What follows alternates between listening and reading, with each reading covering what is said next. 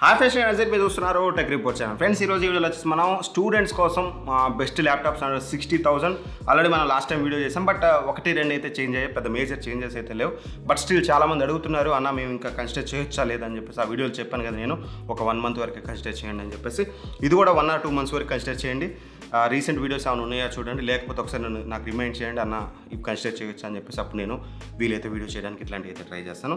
ఈ వీడియోలో క్లియర్గా మీకు అండర్ 60,000లో స్టూడెంట్స్కి బెస్ట్ ల్యాప్టాప్స్ ఏందనేది ఒక క్లియర్ క్లారిటీ అయితే ఇస్తాను. బ్యాక్ టు స్కూల్ డేస్ కదా, అందరూ school in the sense colleges వీటికి వెళ్తున్నారు కాబట్టి. సో నేను కొన్ని అయితే పిక్ చేశాను, ఎందుకు పిక్ చేశాను ఏంటనేది కూడా మీకు క్లియర్ క్లారిటీ ఇవ్వడానికి అయితే ట్రై చేస్తాను. దెన్ ఓన్లీ మీరు హ్యాపీగా పర్చేస్ అయితే చేయగలరు. సో ఫస్ట్లీ మన లిస్ట్లో వచ్చేసి HP 14S. ఇది ఆల్రెడీ మీకు చాలాసార్లు చెప్పాను. ఇది Ryzen 7 5700 Uతో వస్తుందన్నమాట.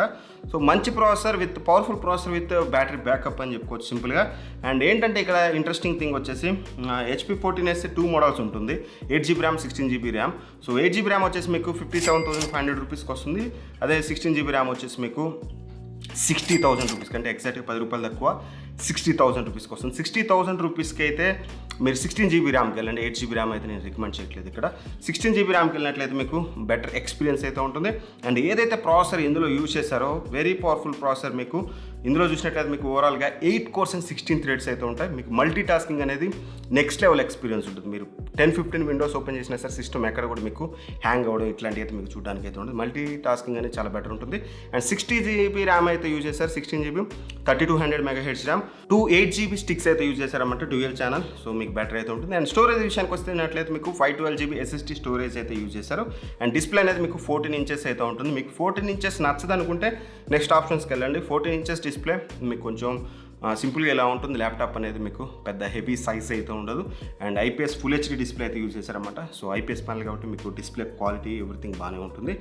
సో ఓవరాల్గా ఈ ప్రైస్కి బ్యాక్లెట్ కీబోర్డ్ ఉంటుంది, Alexa సపోర్ట్ ఉంటుంది, డ్యూయల్ స్పీకర్స్ ఉంటాయి, MS Office 2021 వస్తుంది, 1.46 kgs వెయిట్ అయితే ఉంటుంది. ఓవరాల్గా 60,000 రూపాయలకి ఈ ప్రాసెసర్ తోటి మల్టీ టాస్కింగ్ అనేది ఇంపార్టెంట్. దట్టు HP లాంటి బ్రాండ్ నుంచి కావాలనుకుంటే మాత్రం స్ట్రైట్ అవే ఈ ల్యాప్టాప్ అయితే పర్చేజ్ చేయొచ్చు. డిస్క్రిప్షన్ లింక్ ప్రొవైడ్ చేస్తాను, అక్కడ నుంచి చెక్ చేసుకోండి. కేవలం 16GB ర్యామ్ మాత్రమే పర్చేజ్ అయితే చేయండి.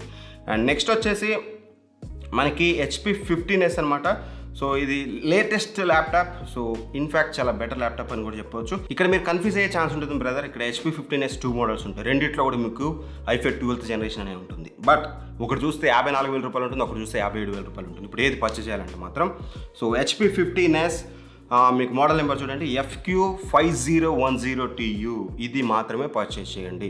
ఇంకో మోడల్ ఉంటుంది మీకు స్క్రీన్ మీద చూపిస్తాను, FQ5009TU. దీని జోలికి వెళ్ళొద్దు. ఎందుకు అంటే ఇక్కడ క్లారిటీ ఇస్తాను, వెళ్ళే వాళ్ళు కూడా వెళ్ళొచ్చు. ఎందుకంటే HP 15S ఇది ఏదైతే చెప్తున్నాను నేను 57,000 రూపీస్ది i5 మీకు 12th Gen 1240pతో వస్తుందన్నమాట. సో ఇది చాలా పవర్ఫుల్ ప్రాసెసర్. మీకు పర్ఫార్మెన్స్ అనేది చాలా బెటర్ అయితే ఉంటుంది. 12 cores and 16 threads అయితే ఉంటాయి ఇందులో.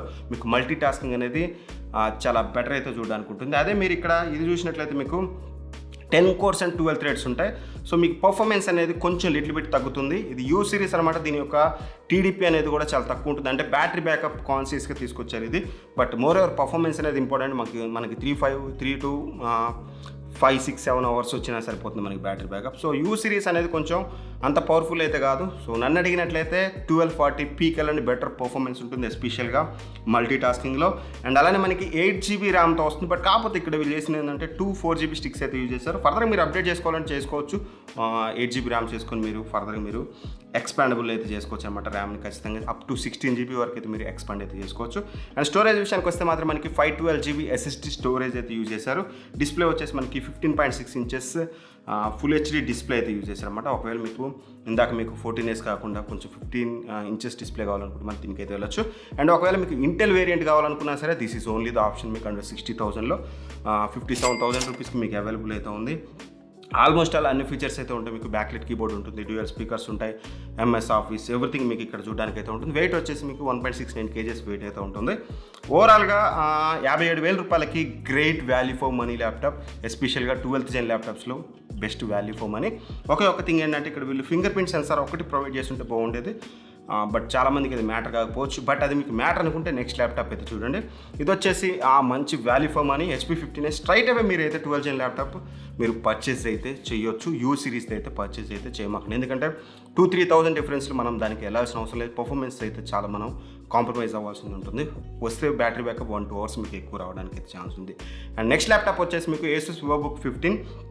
ఇది ఎవ్రీథింగ్ ఆల్మోస్ట్ ఆల్ మీకు HP 15sలో ఏదైతే మీకు స్పెసిఫికేషన్స్ ఉన్నాయో మోస్ట్లీ సేమ్ స్పెసిఫికేషన్స్ అయితే ఉంటాయి. బట్ థింగ్ ఏంటంటే ఇక్కడ మీకు ఇందులో కేవలం బ్యాక్లెట్ కీబోర్డ్ అయితే ఉండదు.